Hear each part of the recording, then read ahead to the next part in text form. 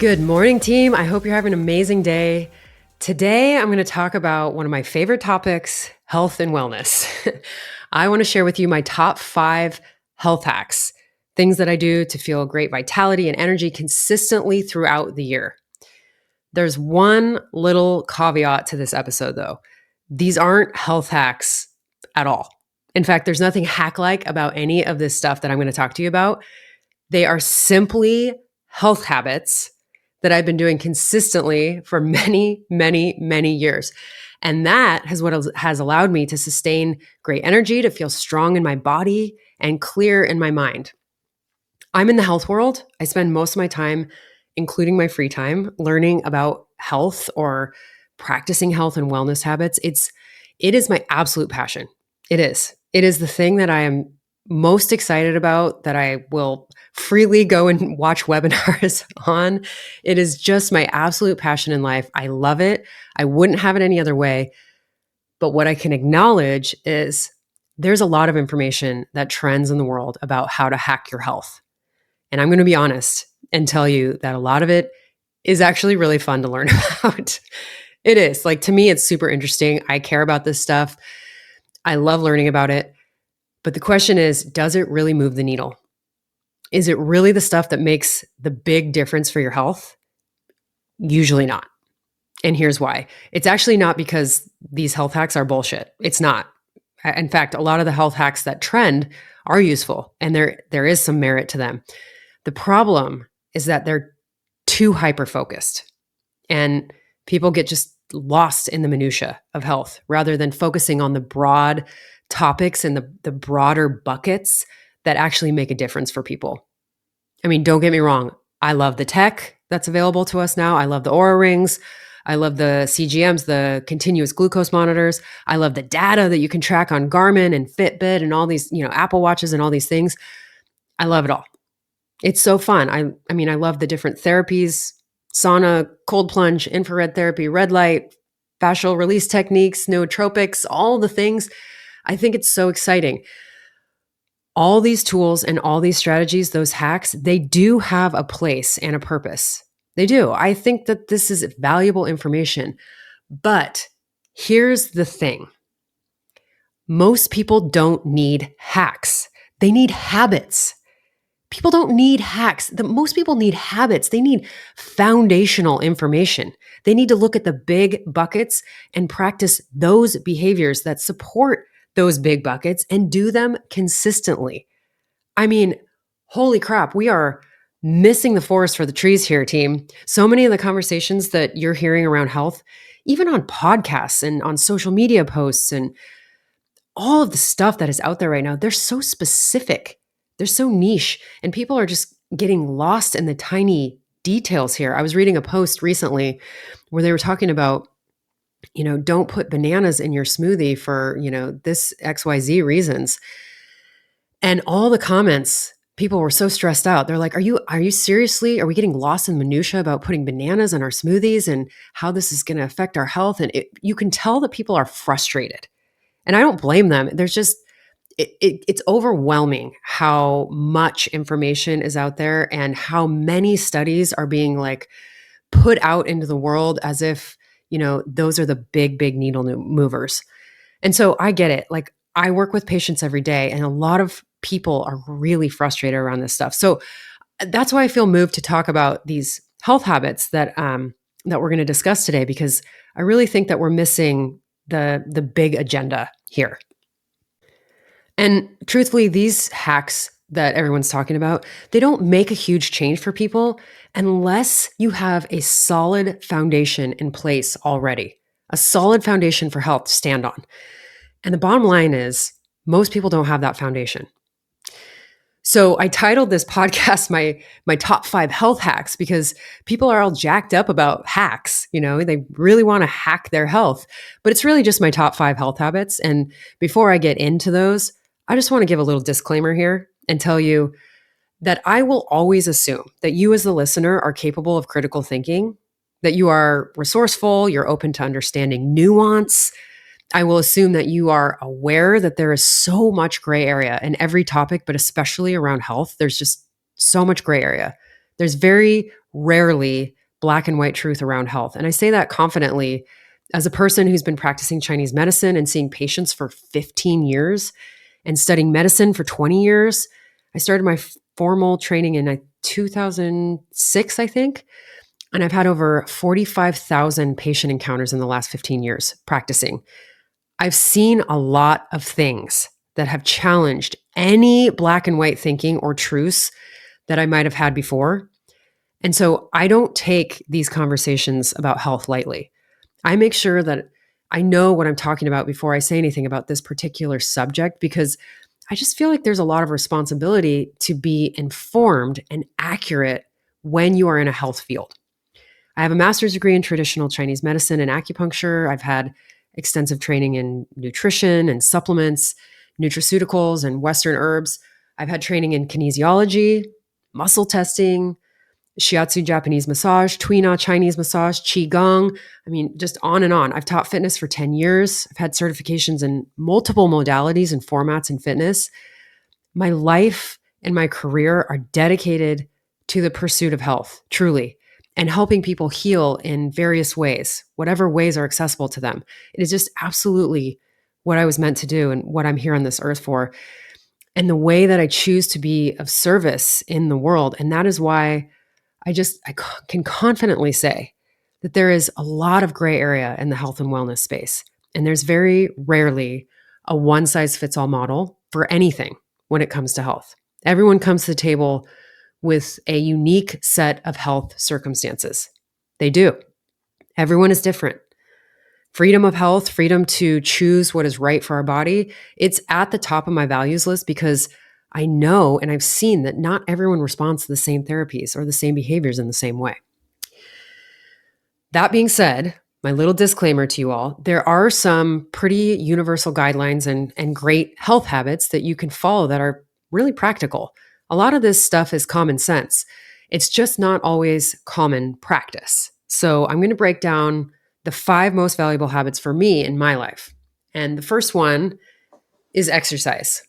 Exercise and movement have been a part of my life since I was a kid. I played basketball and sports from 3rd grade on, and it became very apparent that exercise was also a really useful tool to help me manage stress as a teenager and all through college. I remember my mom used to look at me when I would come in the house when I was younger, and she'd say, "Do you need to go for a run?" And she was usually right.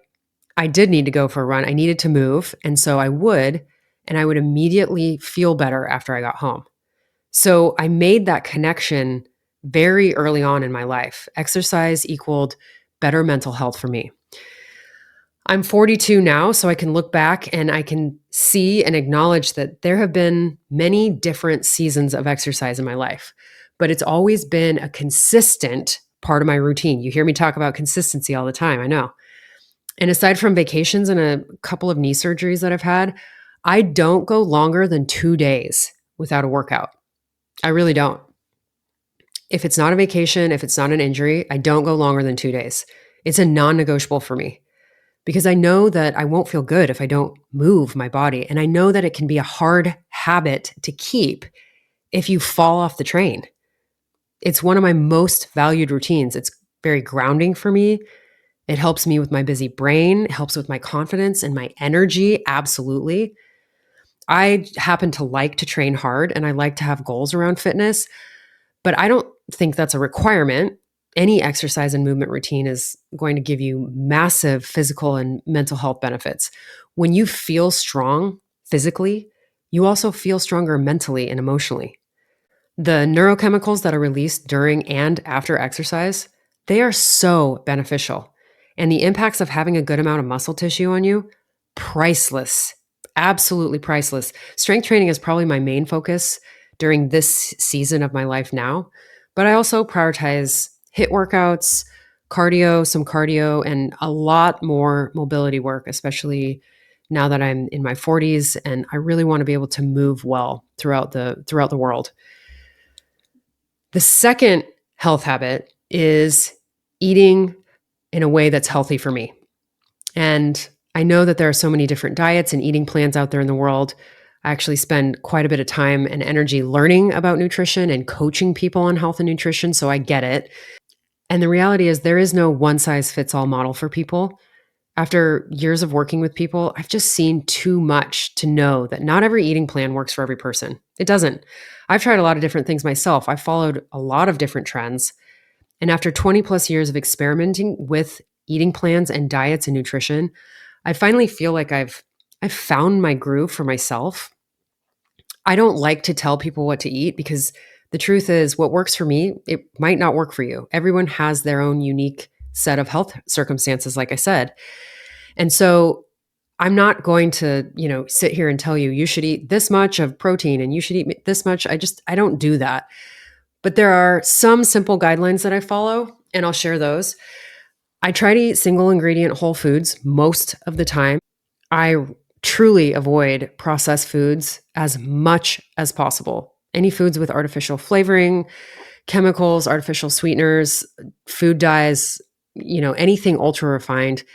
I just don't feel as good when I eat those things. And I'm very intentional about that. I eat very protein forward. I eat a lot of animal protein. It just works for me. I was actually vegan for 3 years. And while I did pretty fine with it, I just found that I couldn't sustain my energy when I started teaching fitness. I was losing a lot of muscle and I was so damn tired all the time when I was eating vegan. And so for me, that just didn't really work. I wanted to be strong. I wanted to have muscle mass. And so now I prioritize protein, fruits, vegetables, and I try to eat, very healthy fats, unrefined fats. It's pretty boring, truthfully. Like my diet's pretty simple. I eat a lot of the same things over and over again, but it doesn't bother me. I enjoy feeling good in my day and it works. I have great energy as a result of sticking to some of these really basic guidelines around food. And I've been feeling great for years as a result. The third habit is sleep, specifically getting high quality sleep and prioritizing it. And I know that a lot of you are like, I do prioritize sleep. No, you really have to prioritize and have boundaries around getting good, high quality sleep. It's so, so important. And this is something that I've historically really sucked at in the past. I've had years of dealing with insomnia.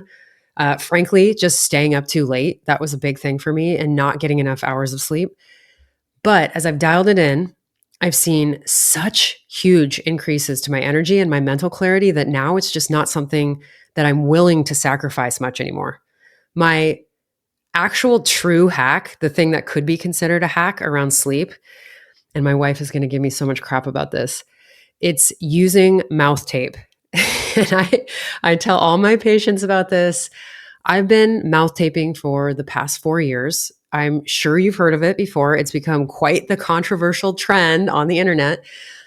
But for me, it's been an absolute game changer. I first heard about mouth taping from Patrick McKeown at the Buteco Clinic International. He's a breathing and respiratory expert, and he was on a podcast talking about all the benefits in terms of respiratory health and sleep and mental health of mouth taping. And prior to this, I hadn't had a lot of exposure to this. So I was like, what is this mouth taping thing? And then I read the book Breath by James Nestor. And that really sealed the deal for me. No pun intended there. But it just like tipped me over the edge. And if you haven't read this book, go out and read it. It's so good. It's fascinating. It's actually like a great story. And it explains so much of what people are dealing with in modern times with their health. After I finished reading it, I was wanting to go around and tape everybody's mouth shut so that they could sleep better. But since then, I have consistently, almost every night, been taping my mouth shut. And I've tried all different types of products. I've tried multiple styles of mouth tape. And, they're all great. But at this point now, I just use a little strip of athletic tape, like a little 1/4-inch nylon athletic tape. And I put it vertically on my lips from just below my nose to my chin, like lower lip area. And you can still breathe through your mouth if you need to. You can actually talk if you need to. You can yawn. So it's not limiting really in any way. And I just use it every damn night. And I sleep so well, so much better than I ever have. And I won't get into all the science of what happens during nasal breathing, but some of the really basic benefits include better oxygen uptake. It removes a significant amount of germs and bacteria when you're breathing through the nose. You have an increase in nitric oxide in the nasal passageways, which is incredibly important for health in multiple ways. Look it up. We won't go into it here. It turns on the parasympathetic nervous system, which is very calming, and it warms up and humidifies the incoming air that you're breathing so that you can avoid dry mouth and hyperacidity in the mouth, which can cause cavities. It's better for our posture and our respiratory strength. It often reduces snoring significantly. Trust me, people have told me this, and reduces sleep apnea. Multiple people have told me that they've been able to ditch their CPAP machines and reduce their symptoms of sleep apnea just as a result of mouth taping. And that's actually a huge problem for people in our country. So I think that's a big win. And mouth taping is it's so non-invasive. I mean, it's just like a win-win. For me personally, what I've noticed is that I'm getting a deeper, more restful sleep overall. When you mouth breathe, you activate your stress response in the body. So people actually don't sleep as well when they're breathing through their mouth at night. I have much less inflammation in my sinus passageways. That was actually the biggest game changer for me. I thought I had allergies for like 4 years, and I was having a lot of trouble breathing through my nose, but I had really just been dealing with inflamed nasal passageways. And when I started mouth taping, it went away, which was mind blowing for me. So, all that to say, I rarely go without mouth tape at night. And with the practice of using it, I've noticed other things too. Like, I don't breathe as well when I've had sugar before bed. I don't breathe as well when I've had any alcohol or when I've eaten too close to bed. And I can definitely feel the impacts of that. So, that's pretty interesting as well. And it just helps me in my health habits. It's validating, it's good data. All in all, I'm a huge advocate for it. I recommend it to all of my patients and, my family because it's easy and it really does move the needle for people. The fourth health habit is meditation.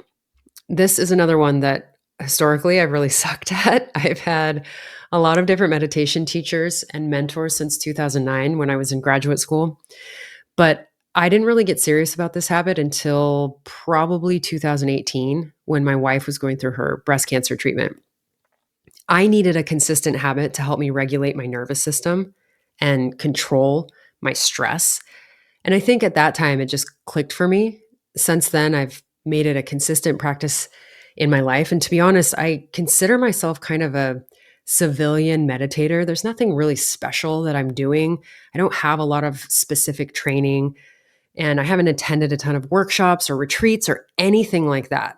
I have used, all of the different apps. I've tried all of those things, and I have had training from multiple teachers. But I've sort of just settled on a style of getting quiet and sitting cross-legged on the floor. Most times, I don't even use any guided meditation. I don't have any music on.